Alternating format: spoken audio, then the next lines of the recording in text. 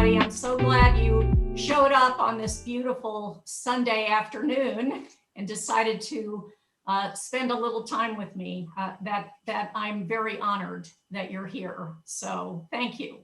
The workshop that I'm going to share with you today and also next Sunday is really a very specific kind of mindfulness that I started working with way back in the 1970s. That'll date me big time. But it was very helpful for me as a professional dancer.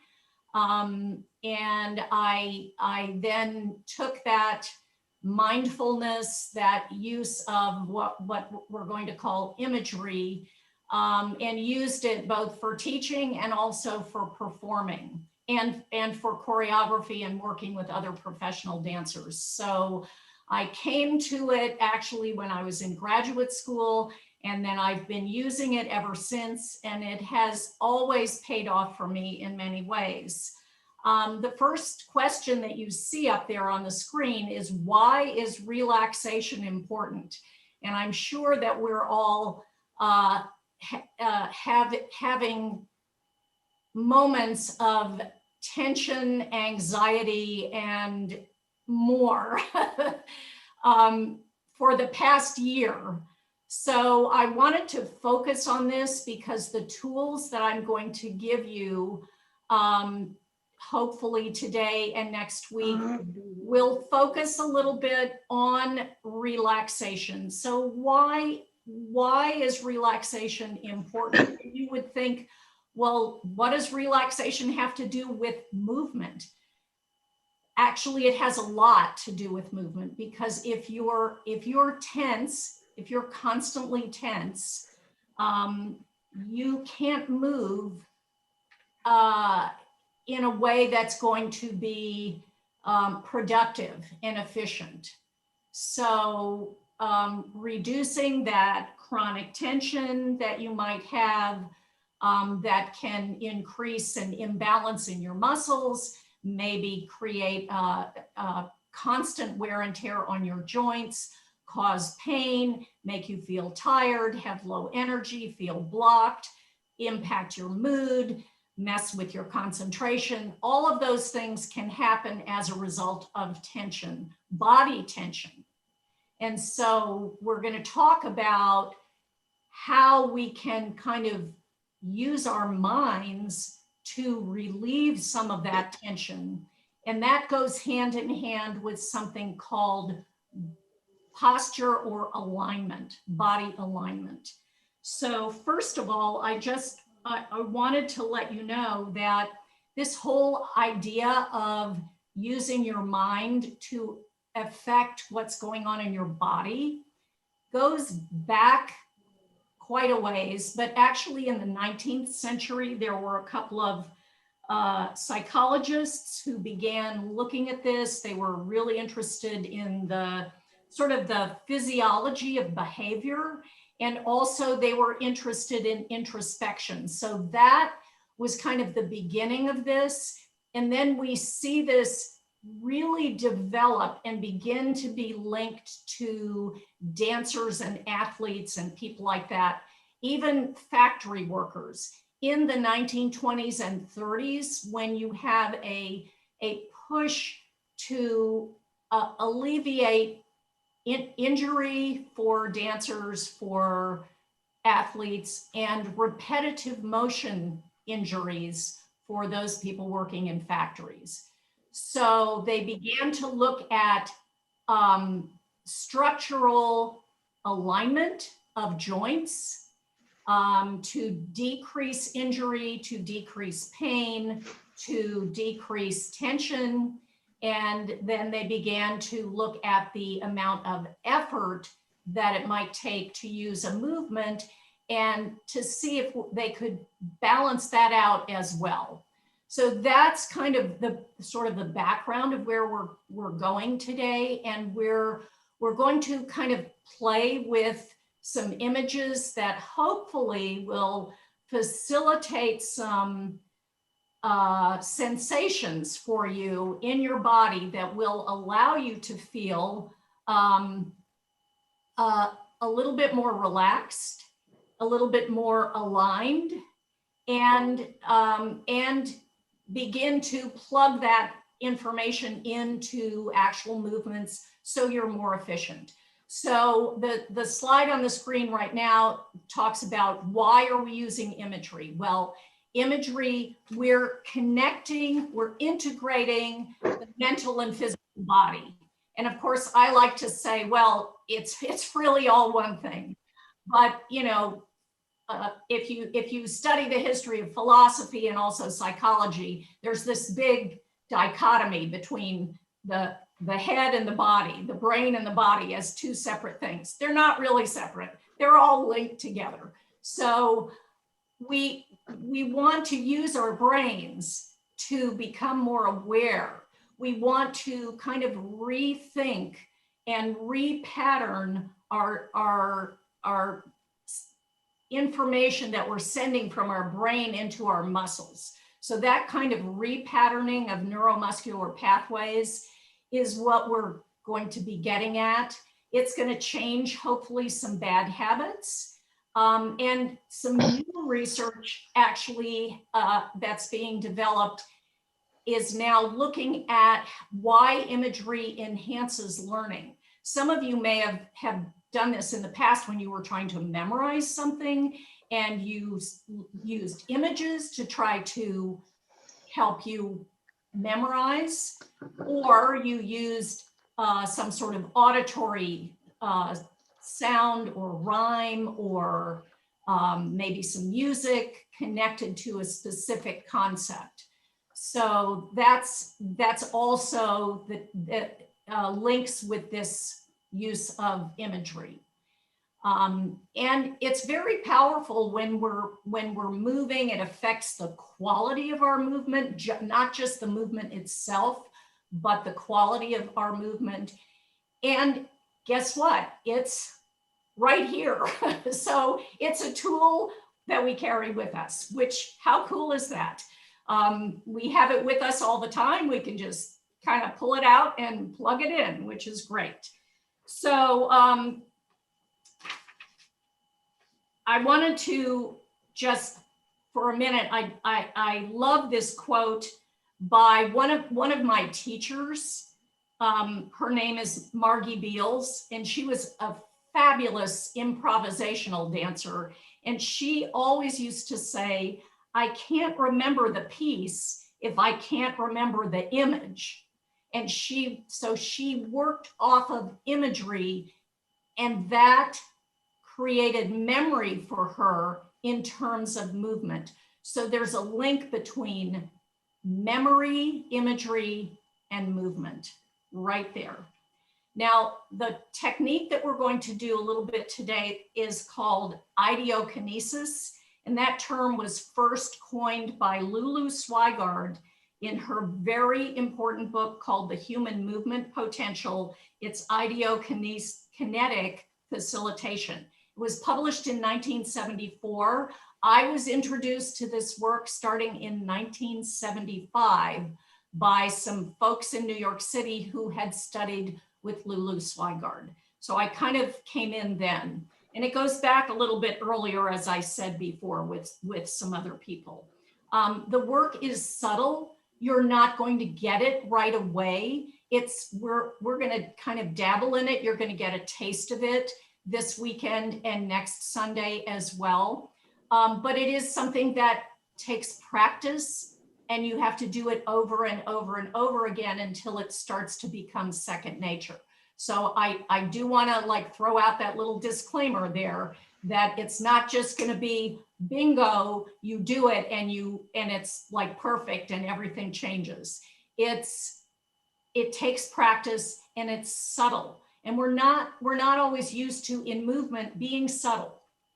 So right now I'm going to start by just doing some warm-up exercises with you. And I'm going to turn on a little bit of music for the exercises. but I just want you to kind of move yourself a little bit. And actually, I'm going to do some, oops, here we go. Let's do this. Okay.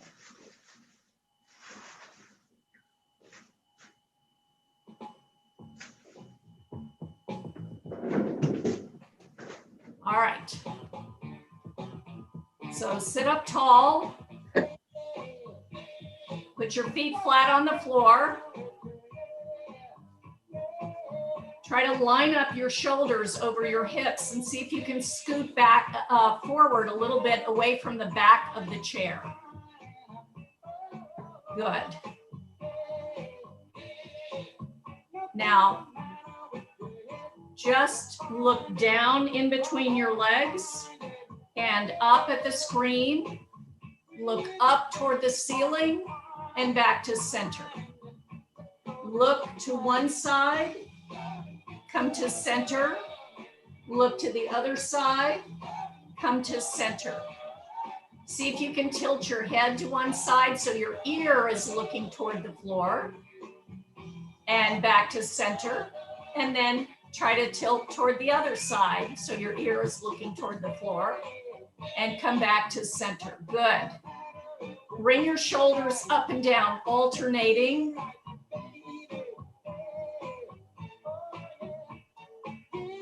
Good. Let's bring the shoulders way up towards your ears. Push them back behind you and down. Bring them up again. Push them way back and down. Up, push back and down. Up, push back and down. Good. Bring your hands up. Let's squeeze our hands together and make a fist, and then open the fingers really wide and squeeze them together again. Open them really wide. One more time, squeeze and open. Now pretend you've got lots of water on your hand and you're shaking it off your hands. Shake it off your hands. Shake it down, shake it out, shake it all the way up, and relax down. Good. Float your arms up like wings. So we just used the image of water on your hands. Now we're using our arms as wings, and we're going to reach for the wall from one side to the other.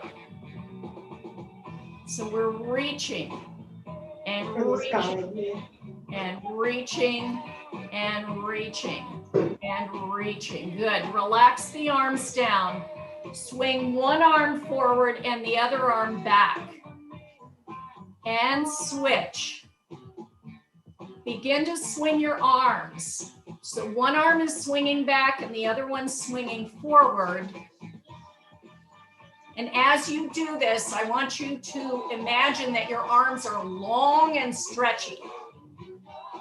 Long and stretchy, like stretch bands.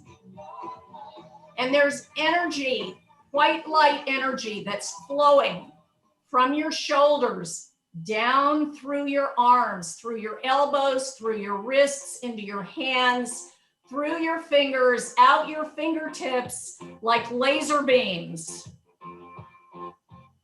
All that imagery, laser beams, that makes you superheroes, okay? All right, relax your arms. Good. Hold your chair seat, lean forward, lean to your right, lean a little back to the left, lean forward. See if you can lean to your left, back, right. One more time each side. Lean forward, right, back, left, come forward, go to the left, back, right, come forward and up. Okay, put your wings on again. Big breath. Arms float up and release. Place your hands on your thighs. Okay. So we're going to shift now, actually slowing things down a little bit. And focus on breathing. So I've got you so you're feeling a little bit awake and warm. Before we start our breathing exercises, we need to work on our alignment. So look down at your feet and make sure your toes, if possible, are lined up with each other. Your feet are parallel. Your knees are lined up with your toes, the middle of your foot. Your knees are also lined up with your hip sockets. And then your shoulders are over your hips. Your ears are over your shoulders. I'm fine. Your chin is resting on an imaginary shelf. There's the imagery again. So that way your head does not drop forward, strain to lift up or push forward. That allows the neck muscles to feel nice and soft. So just imagine that shelf is there and your chin is just resting right there. You don't have to do anything. Now we're going to try to sit tall. I'm going to actually ask you to take your hands on your thighs and press against your thighs and see if you can lift your spine up just maybe 1/8 of an inch or 1/4 of an inch more, as though you were going to try to make yourself grow taller. I did. Good, good. Now, can you hold it there? So normally when we're trying to hold something, we get really tense and we try to hold our breath. But we're not going to do that this time. We're going to try to keep our spine lifted, relax our hands and wrists, relax our forearms and elbows, relax our upper arms and shoulders. Allow our neck muscles to feel soft. Wiggle your jaw a little bit from side to side. Relax it. Poop your cheeks out like a chipmunk. Suck your cheeks in. Good. Wrinkle your nose up a couple of times, like a bunny or a dog. Lift your eyebrows up and down, up and down, up and down. Squeeze your whole face together as though you were going to wrinkle it up like a ball of paper that you're wadding up. Now open it really wide, open your eyes, open your mouth, and relax it. Release all the tension. Gently bring your lips together. Let's do some counted breathing to begin with. Many of you might be familiar with this. So we're going to breathe in for 3 counts and out for 4 counts.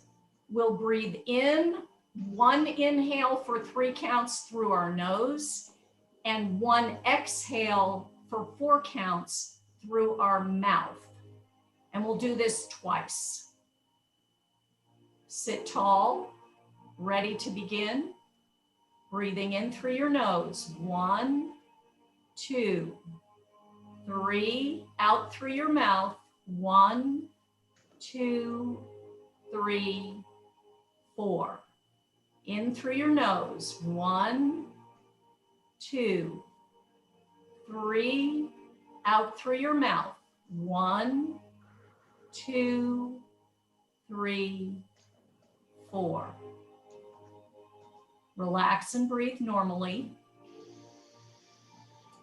If you need to adjust your posture, you can try to go back to having your legs aligned, toes, knees, hip sockets, shoulders over your hips, ears over your shoulders, looking straight at the screen.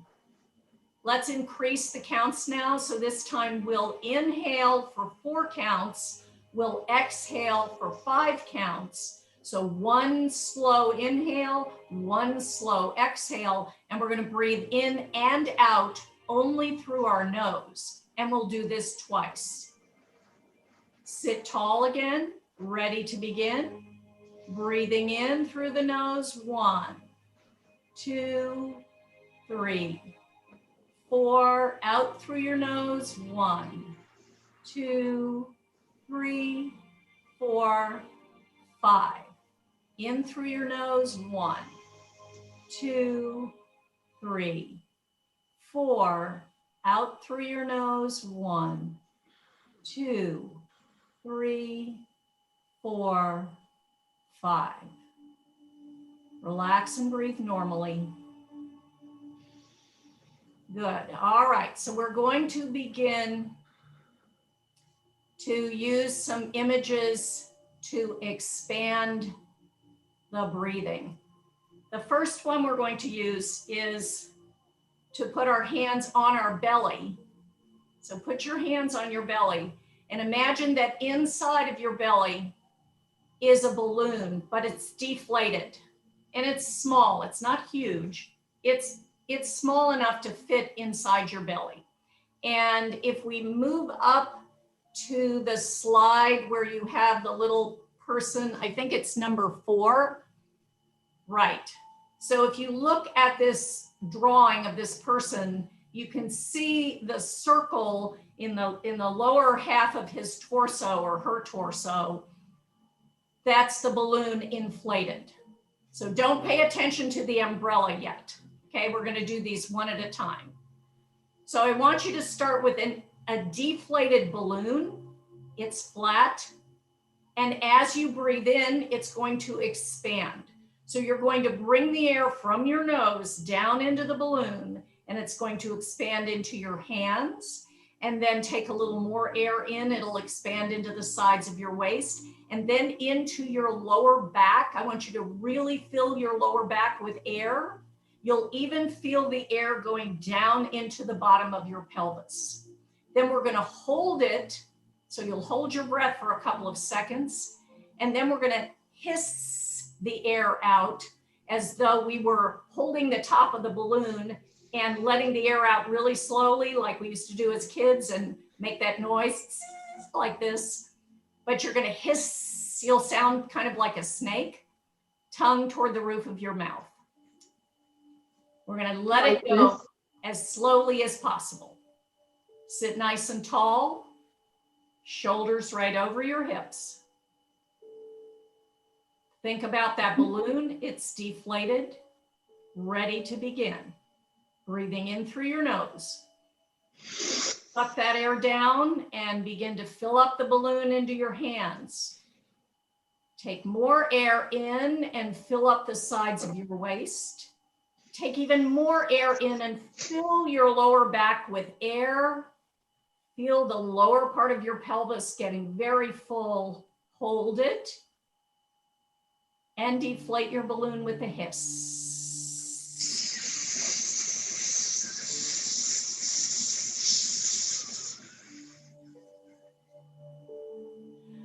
Okay, relax and breathe normally. So you might have noticed that toward the end of that hissing, your abdominal muscles start to contract and get a little bit tight, and the belly starts to pull in. That's fine. What we don't want to have happen is for the chest to also contract and tighten and begin to round forward. So again, we're working on alignment with shoulders staying over the hips, just concentrating on the belly. This is what we used to call diaphragmatic breathing. It's good old diaphragmatic breathing. It is great for pain, anxiety. I've used it at the dentist. I've used it when I was being wheeled into surgery. A lot of my students use it. It's really good. And I've used it with kids as well. Let's try it one more time. Try to be as aware as possible of what's going on in your body. So picture the balloon. This time, I want you to really make the image very clear. I want you to picture the size of the balloon, exactly where it is in your belly, see it three-dimensionally, and pick your favorite color for the balloon. Pick your favorite color. Remember, balloon starts deflated. Ready to begin. Breathing in, suck that air from your nose down. Begin to inflate that balloon into your hands. Take more air in, expand it into the sides of your waist. Take even more air in as you expand into your lower back and the lower part of your pelvic area. Hold it. And deflate the balloon slowly with a hiss.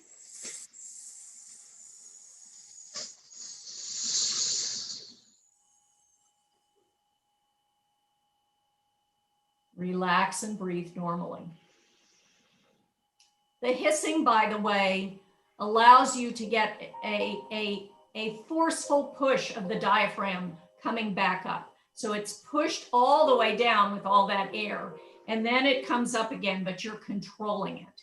So it's very, very beneficial. Now we're going to add another image, but we're going to do this one separately first. So in the picture that you're seeing on the screen, you see an umbrella, and the umbrella is small. The handle of the umbrella goes down into the base of the pelvis. I don't want it to go all the way into the balloon. I don't want it to puncture the balloon, okay? So it's going to be a shorter handle than what's there.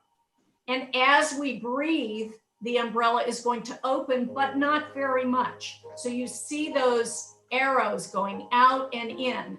It's only going to open maybe a third of the way. But this is really your rib cage breathing. Normally, we think of our breath, and we think of our rib cage going forward and back, forward and back, forward and back. But that's not very efficient in terms of breathing, because we have side ribs and we have back ribs, and our rib cage is three-dimensional. So using the umbrella helps us to get that three-dimensionality for our breath. So hands back on the thighs. Close your eyes. I want you to picture that umbrella closed first inside your torso.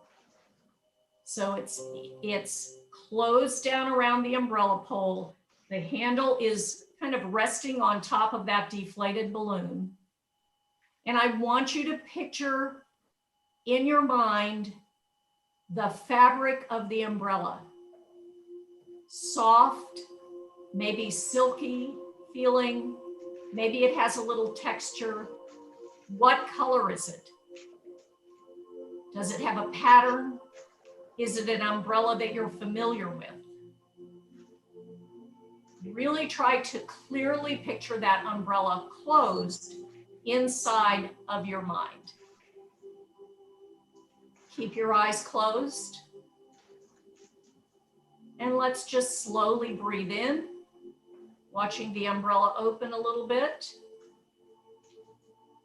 And breathe out. You can breathe out through nose or mouth. And breathe in. Think about the umbrella opening, front, sides, and back. Breathe out. And again, breathe in.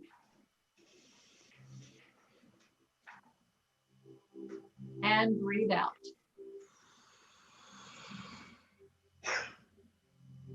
Relax and open your eyes. Now we're going to put the two images together. Now, when we start working with two images, this can be kind of tricky.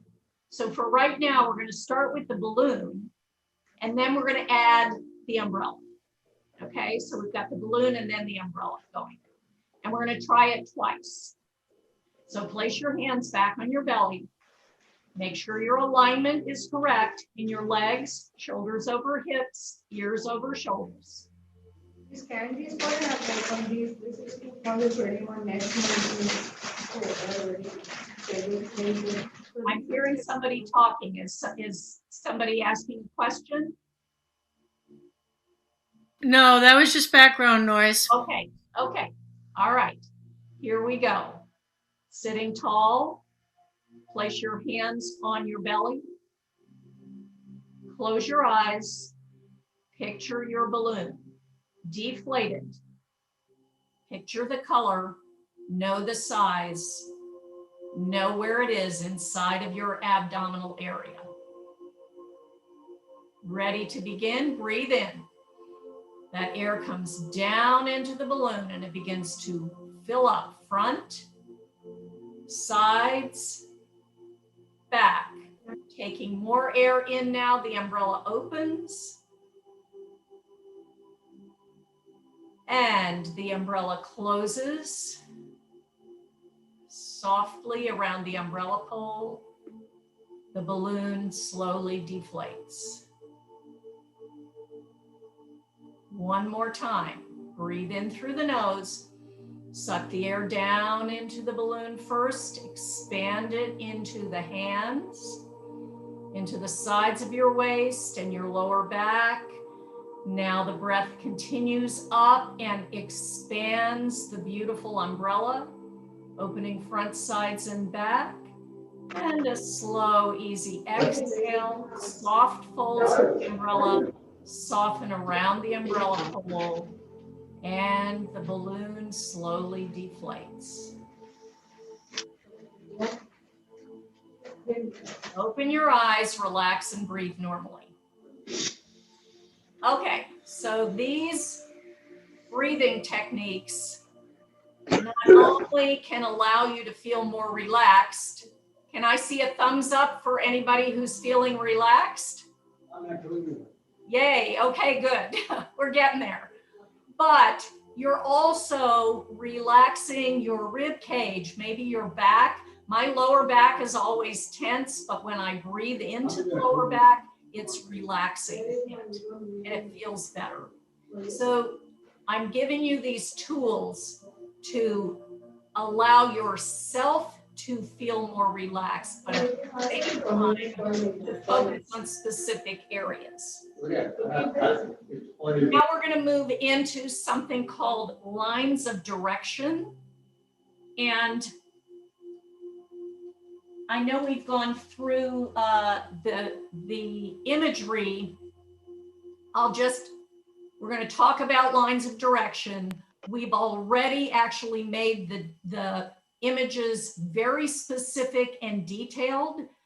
So we know what the size of an image is, where it is in our body, and we've made it personal, like the color of the balloon or the pattern or color or texture of the umbrella.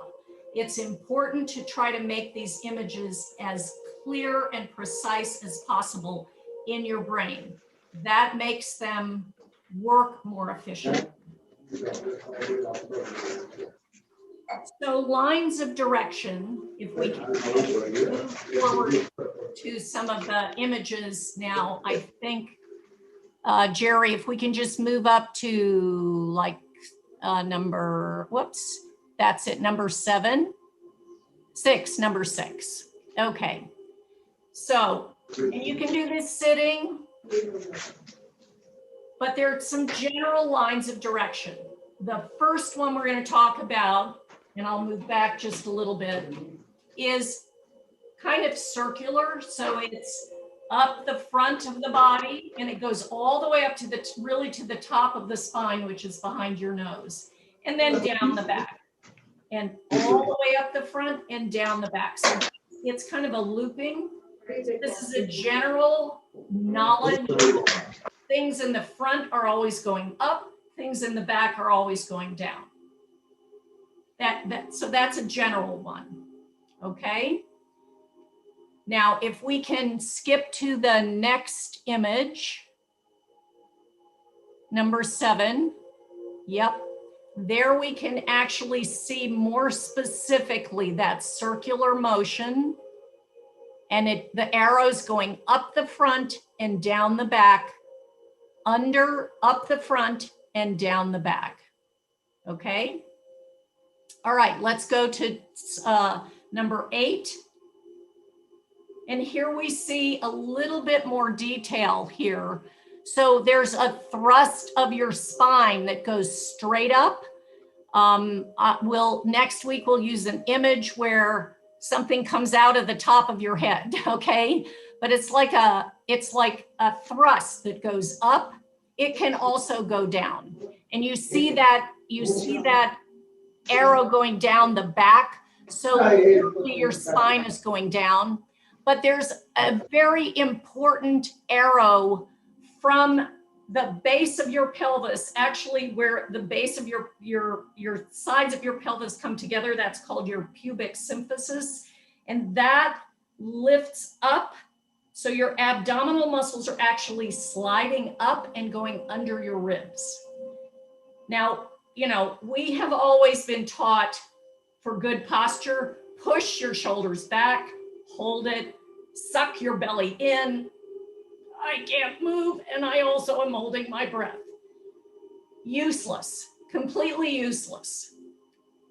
But an image of the abdominal muscles lifting and then sliding under the ribs gently is something that we can maintain. Sitting, standing, even moving.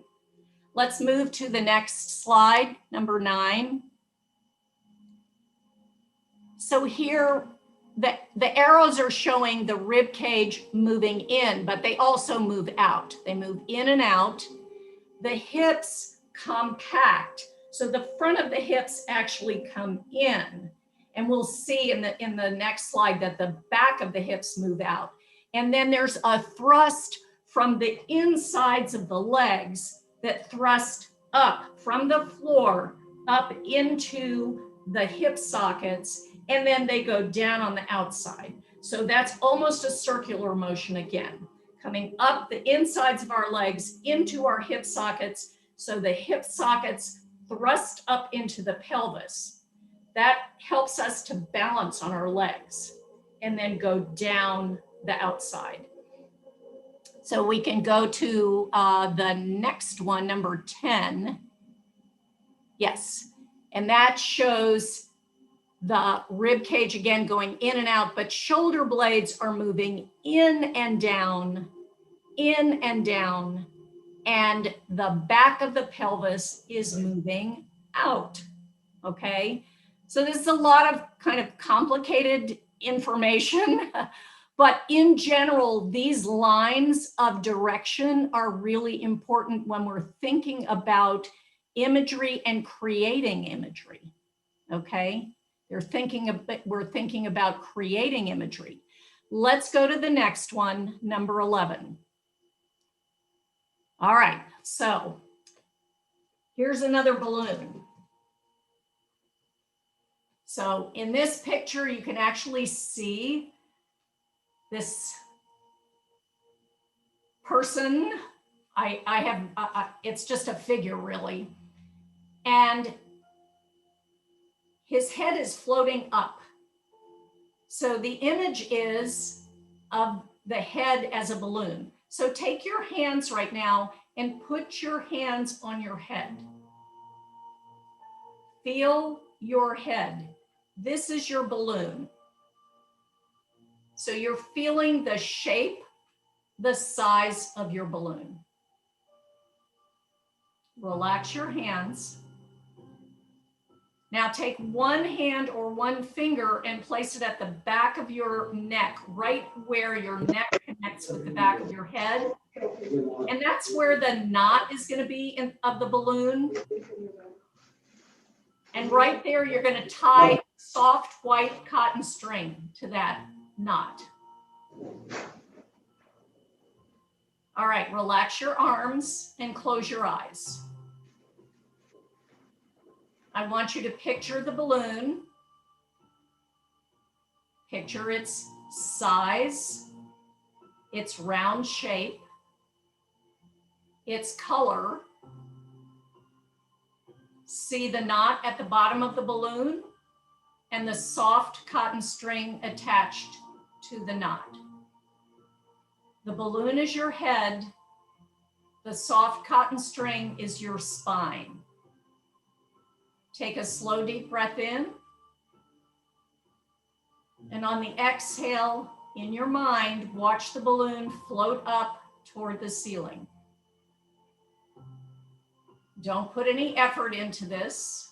There's no tension. Just allow the image to happen. And let's repeat it again. See the balloon nice and clearly, shape, size, color, the knot, the soft white cotton string. Breathe in, breathe out. Watch the balloon in your mind floating up to the ceiling. All right, open your eyes. Let's go to the next slide.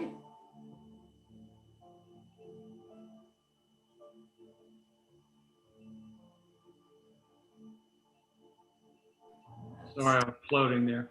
There we go.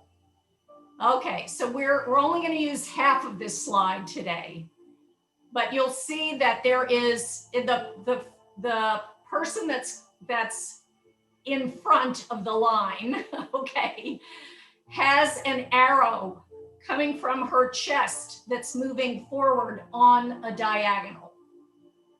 So we're going to attach another string to your sternum. That's that bony piece that your ribs connect to right in your chest.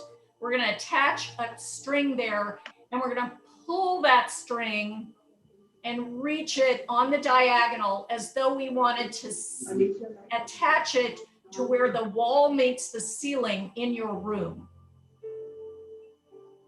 So again, attach that string to your sternum and pull it toward where the wall meets the ceiling in your room.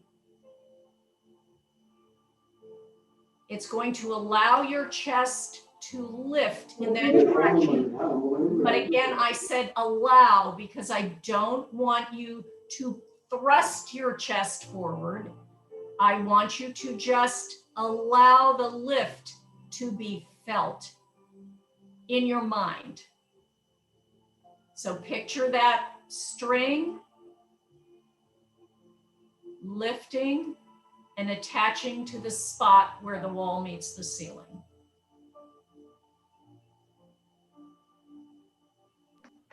Okay, put that in the parking lot up here. So now we have the balloon with the string that floats up. It's got some helium in it. We've got the string right here that lifts our chest. We're going to go to yet another picture, another image. So that's the next one. And we have something called a skull cap. Now, I thought I had one of these, but I don't. But this is like a beanie that kind of fits around your head. We're going to start with it back slightly on the back of your head. So put your hands on your head. And then I want you to, as though your hands were the beanie, I want you to slide your hands forward until your pinky fingers reach your eyebrows. Let's do that one more time. So start with your hands back behind your head and then slide your hands gently forward so the pinky fingers touch your eyebrows. Now relax your arms down. Those are your lines of direction. Close your eyes. Picture that skull cap sitting on your head. Now you know what size it is. You know what shape it is. Pick a color for it. And slowly watch it slide from back toward the front, and the front edge lands on your eyebrows.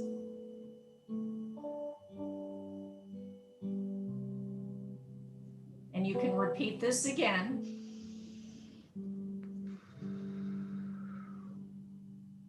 Okay, and open your eyes. So the goal of this one, first of all, touching is called tactile aid. And in a real Ideokinesis class, we work with partners, and we actually have the partner put their hands on our heads, and then we do it to them and they do it to us. So you feel it and then you sense it yourself.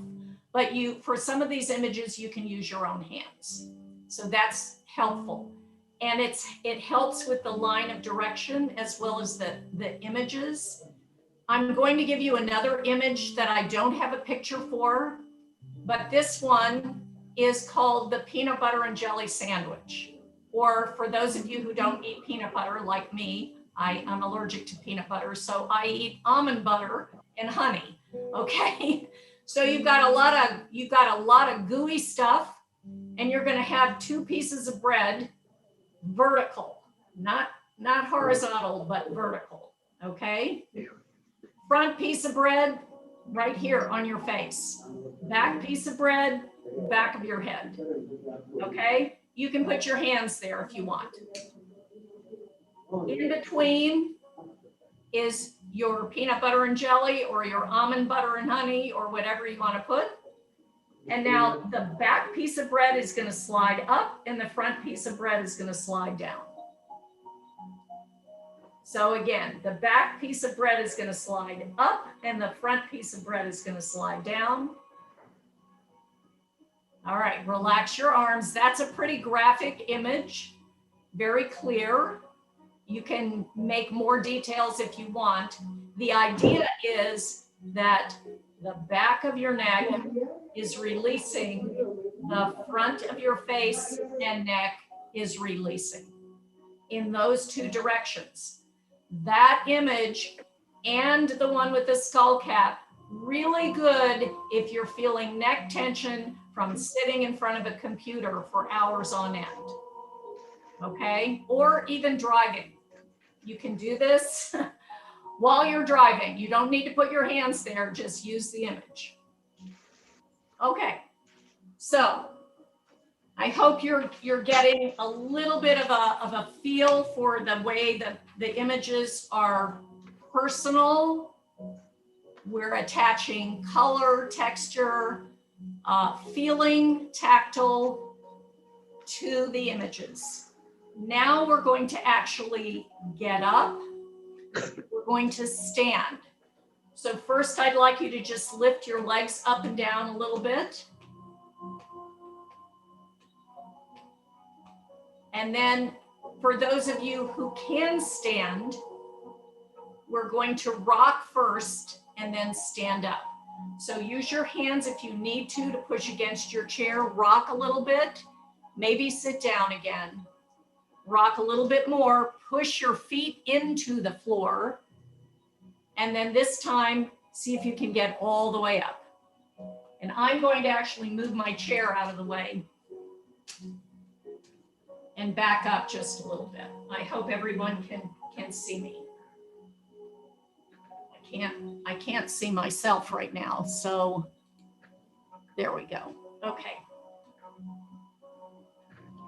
All right. So hopefully you can see me. I'm standing. My feet are parallel. My ankles are underneath my hip sockets. My shoulders are over my hips. My chin is resting on the imaginary shelf. My ears are over my shoulders. Alignment. We're going to attach a big, gigantic, heavy, scaly, prickly dinosaur tail. And that's my very poor drawing of a person growing a dinosaur tail. Okay, so this is a tricky image because we don't relate to it too well. We don't have tails. And we don't have heavy, big, thick, spiky tails. But in your mind, I want you to imagine that it's as wide as the back of your pelvis. It's heavy. And you're going to drag it around. So we're now going to walk a little bit. And I want you to feel as though you're dragging that big, thick, heavy, spiky, scaly, green, brown, whatever color you want, dinosaur tail. Dragging that tail around.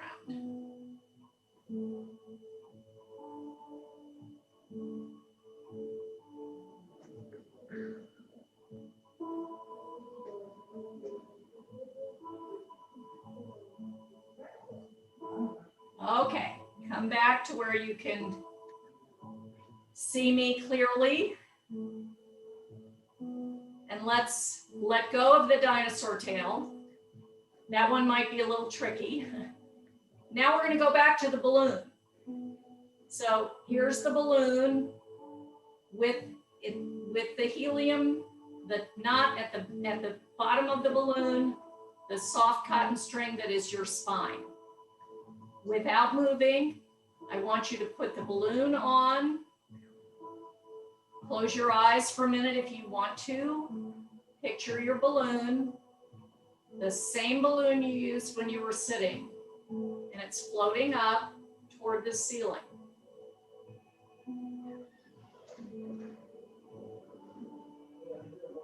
Keep that balloon floating. You're going to need to repeat the image because it'll float up, and then you will. It's floating up.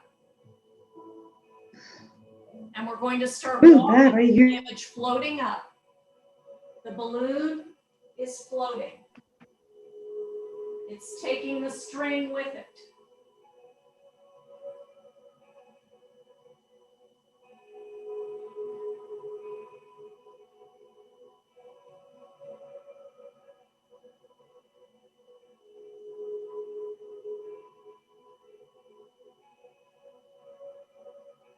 And relax.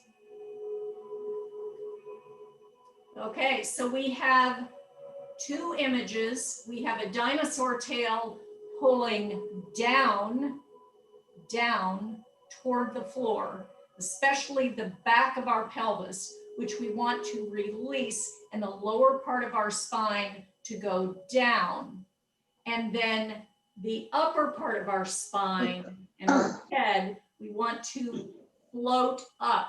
So they're moving in opposition. So here's where we get the up and the down going, moving in opposition, and that thrust, gentle thrust coming from the top of the head.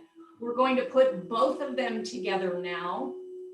So both the balloon and the dinosaur tail. Now remember when we did two images, when we did the balloon in our belly and then the umbrella in our chest, we started with one and then went to the next one. So for us now, we're going to experiment with which one do we want to start with first.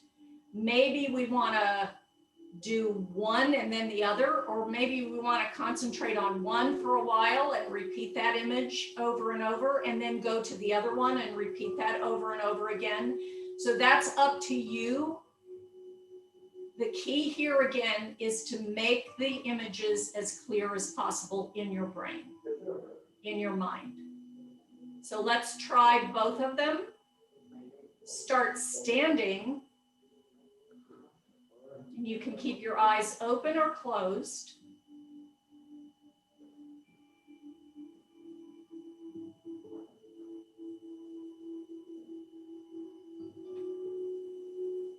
And now you'll need to open your eyes as you start walking. And again, we're using two images. If you're not walking, if you're still sitting, you want to imagine that dinosaur tail sliding through the back of your chair and going down onto the floor.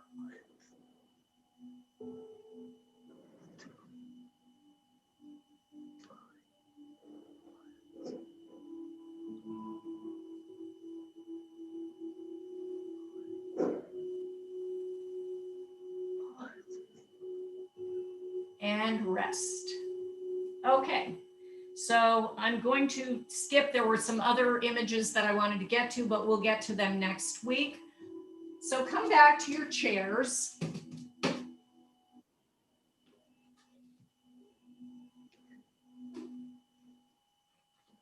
And I just wanted to kind of ask you for a little bit of reflection before we end. So if you can think about one thing that you might have found enjoyable, and you can, we can, if you want to unmute yourselves now and share these out, that would be great. Thank you for watching this session of the Be Present series, and thank you to our ArtSpark funders, Texas Commission on the Arts, Christopher and Dana Reeves Foundation, St. David's Foundation, Austin Public Library, Cultural Arts City of Austin, and the Donald D. Hamill Foundation.